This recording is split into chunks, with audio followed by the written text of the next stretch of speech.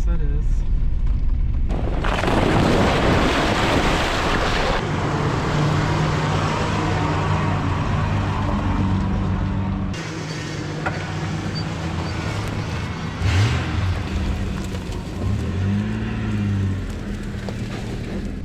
Sveiki visi. Pagaliau atėjo pavasaris, nors dar tik vasario mėnuo. Ir pagaliau nusprendžiau, kad reikia atsisveikinti su Fordu ir įdėjau jį skelbimus. Jo pardavimo skelbimus. Na, bet kol kas, šiandien dar Fordas neparduodamas ir reikia išvažiuoti.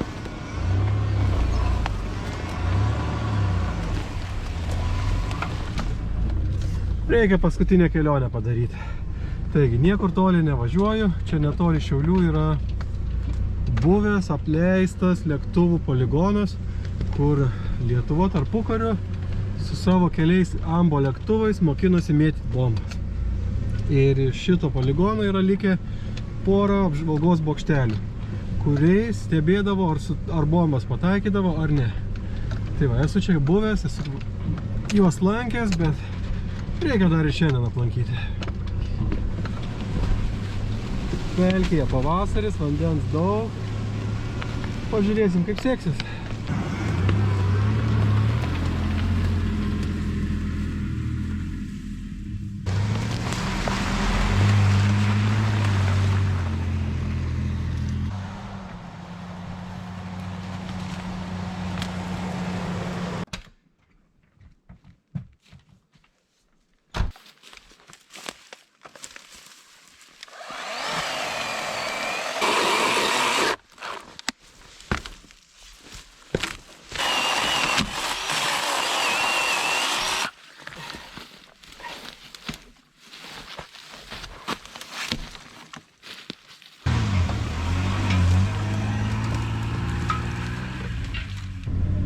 Pirma kliūtis įveikta, judam toliau.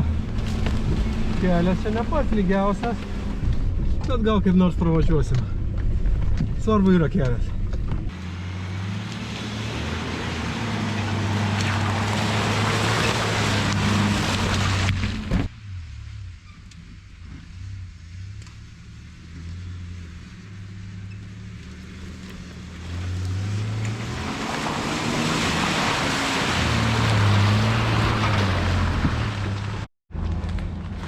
Nu ką, atvažiavom prie pirmojo bokštelio apžvalgos, kuris yra ten giliai miške. Čia gal ir būtų įdomi vieta pabandyti pravažiuoti, bet gale medis tiesiog per didelis mano pikliukui žaisliniui. Na ir šiaip 100% reiktų gervę naudotis. Tai einam apžiūrėsim bokštelį.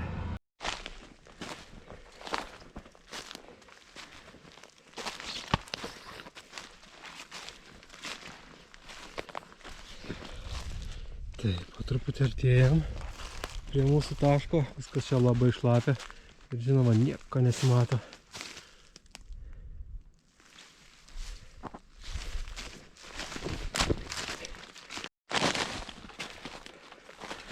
Jau matau, vis tik pavasaris, lapų nėra. Tokie keisti objektai išlenda geriau.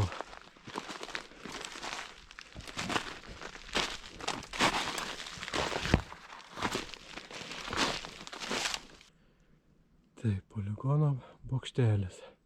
Pastatytas 1930 kažkelintais. Nesimato per samanas metų. Eikim arčiau. Jų iš viso yra 3. Visi žiūri į poligono centrą ir taip žiūrėdavo, kokiu kampu krenta bombos ir kur krenta. Ir taip spręsdavo, ar pataikydavo ar ne. Čia matosi stebėjimo anga, labai maža, ten su veidrodžiu 90 laipsnių kampu pro ją žiūrėdavo, kad netyčia skeveldros nepataikytų. O viduj savaime suprantama, pas nieko nebelikė. Visiškai nieko. Čia viršui kampą matuodavo, buvo vienas aukštas palipėjimo, kurio jau nebėra. Liko tik duobė ir kažkieno iškasti urveliai. Super. Na gerai, važiuojam dar vieną aplankysim. Aikščiajimas miške. Gerai, kad erkės dar miega. Tai biški netai mažiau nejauku. Taip, kur dabar mes tą mašiną palikom? O, vakar. Nice. Nereiks kažkom namuoti. Dabar reikia tik kažkaip sausom kojom nueiti iki mašinos. Štai ir čia. Tai gerai pasisekė apsisukti. Beliko tik per balas pralėkti. Ir važiuojam toliau.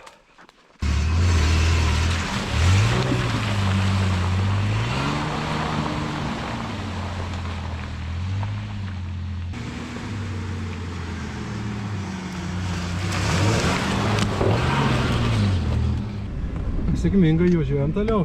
Neturėtų kilti problemų jokių.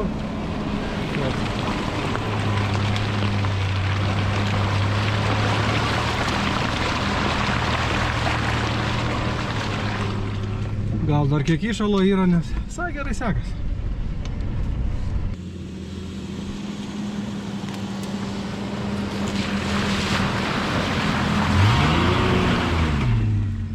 Iki antrojo bokštelio labai geras kelias. Čia nežinau, miško urėdijos tikriausiai ir medžiotojų. Jisai yra prie pat kelio, taip kad privažiuosim su automobiliu prie bokštelio, labai patogiai. Nu va ir atvažiavom beveik.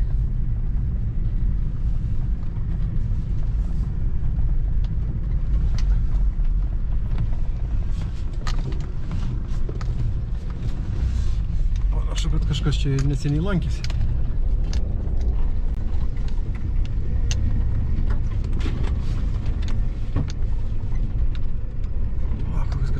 Stovi apleistas, nieko nenaudojamas.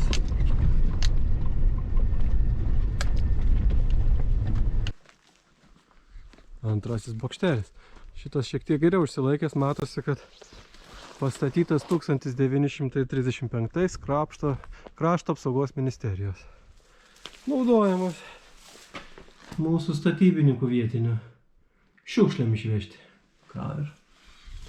Geresnės vietos turbūt nesugalvoja išvežti į mišką šiukšlių ir dar į apleistą karinį objektą. Tobula. Negi kažkur tai... Kur daugiau veš šiukšlės, jeigu ne į mišką? Bepročiai.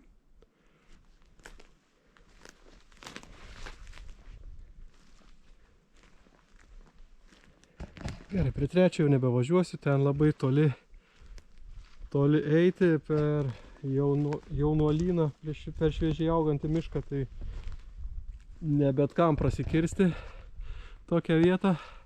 O jums paliksiu koordinatės video aprašyme su visais 3 bokšteliais. Galėsite važiuoti visus 3 aplankyti.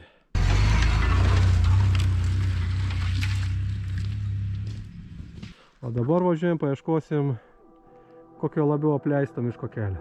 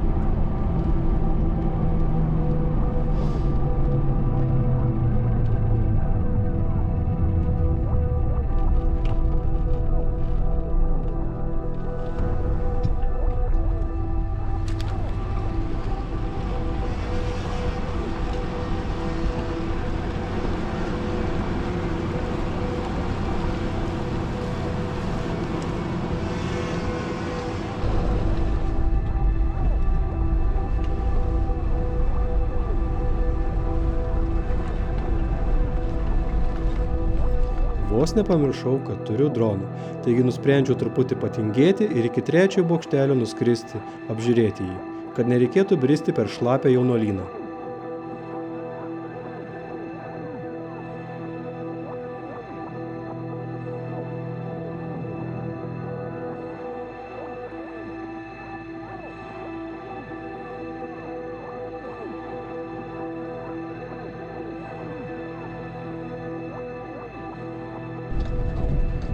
Nu, pabandykim dar sėkmę šitam miškovežio keliuke ir užbaigsim dieną. Ten, kur norėjau pravažiuoti, miškovežiai veža medžius, todėl šansų jokių. Kitur mašinom užstatyti, tai belieka šitą vietą, kuri turėtų būti ganėtinai sudėtinga.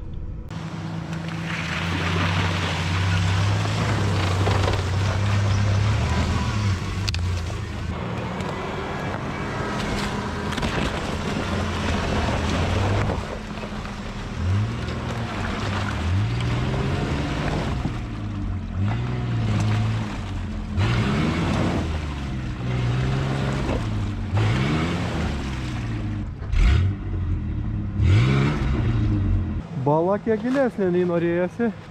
Galima buvo tikėtis, aišku, nes miškovežių kelias. Na ir viskas, dabar reikia įsitraukti. Geriausia būtų, kad pats išvažiuotų be manęs.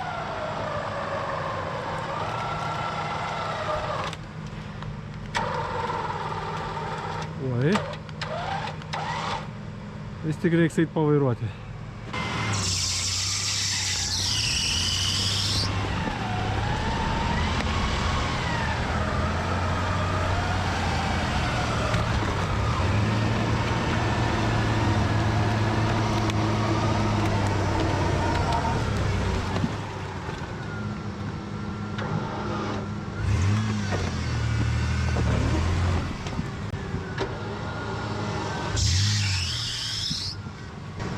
Atrodo, išlipom su visais rastais.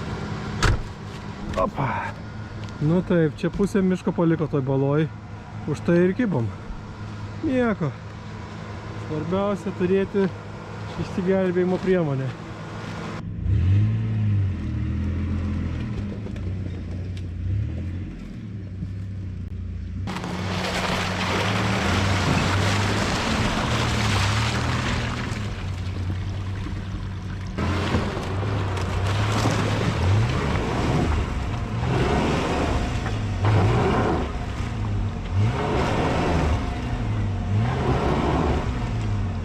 Nu jo, vis nepasimoko, kad reikia daug greičio, jeigu tiltai žemai kabo. Ką darysi? Einam vėl gervės ieškoti.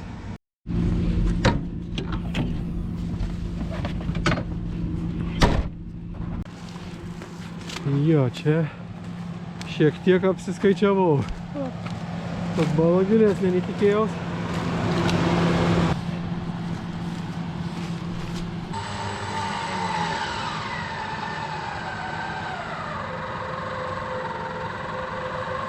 Lipa, lipa, lipa, lipa.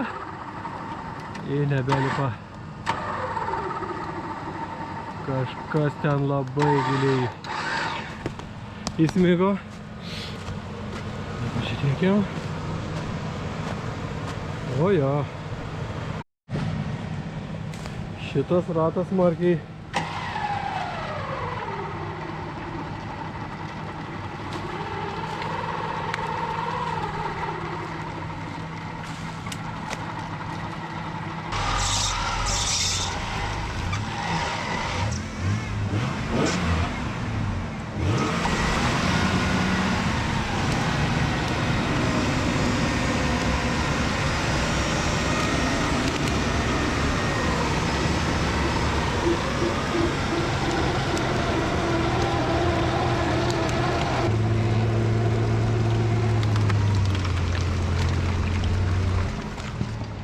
Ką aš galiu pasakyti, saugokitės miškovežio provežų. Jos yra gilios. Kaip reiks grįžti, nes ten akligatis. Grįšim tai čia.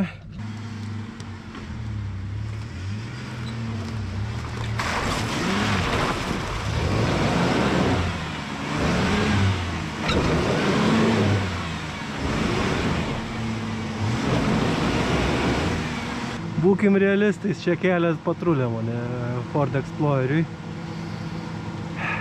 Gervė vėl.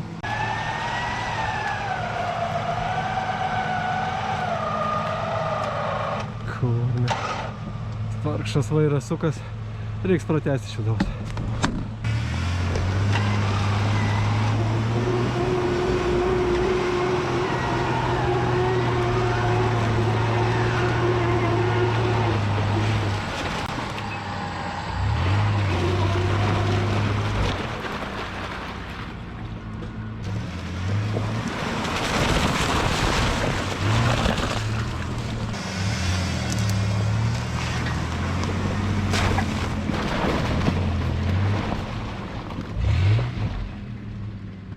Gerai, metas būti realistu. Toliau tik situacija blogesnė. Praktiškai visas kelias ant gervės važiavimo. Tai ačiū užteks.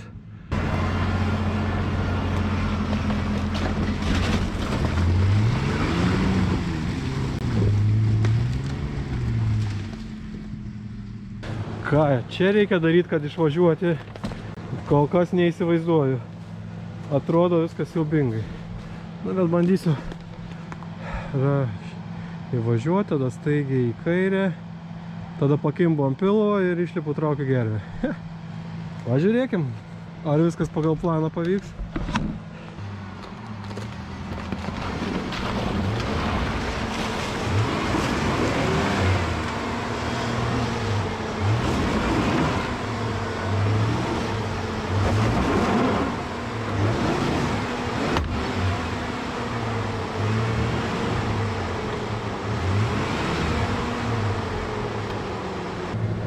Pagal planą vis tik nepavyko. Praradom visus varomus. Išsprogo hubas. Turiu atsarginį, bet keistai visiškai neturiu noro. Žodžiu, ramiai su gerve išsitraukiam. Ramiai su gerve išsitraukiam ir nežinamės iš čia.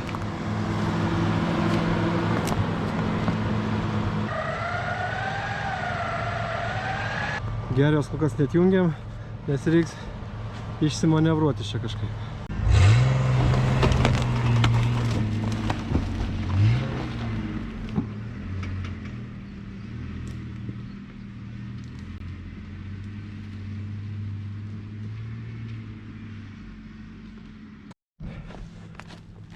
Biškutį persistengiau.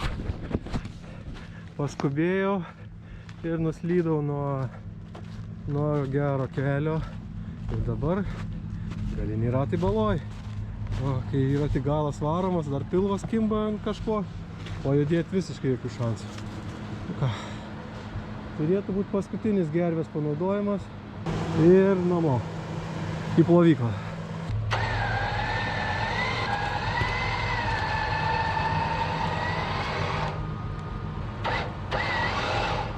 Nu super.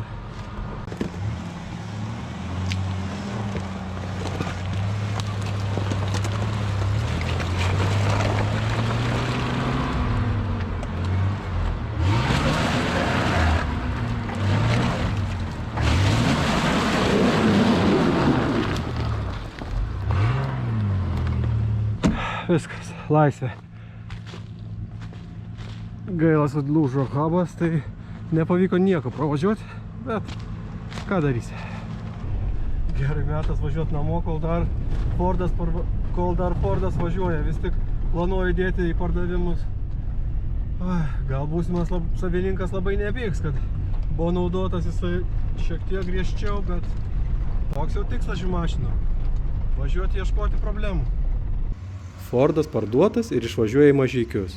Jeigu pažiūrėjote iki dabar, prašau nepamirškite paspausti patinka, prenumeruoti kanalą ir parašyti komentarą, kokį sekantį visureigį reikėtų pirkti.